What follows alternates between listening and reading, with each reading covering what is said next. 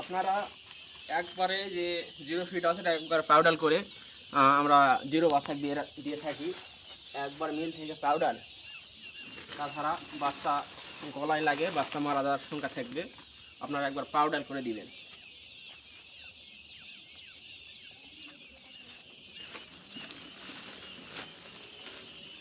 দেখেন কিভাবে আমরা বোর্ডিং করি।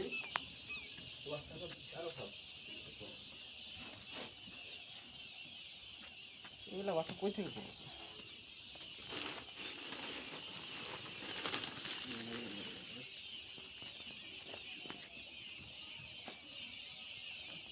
খুব সতর্কতার সহিত ঢালতে হবে আস্তে আস্তে।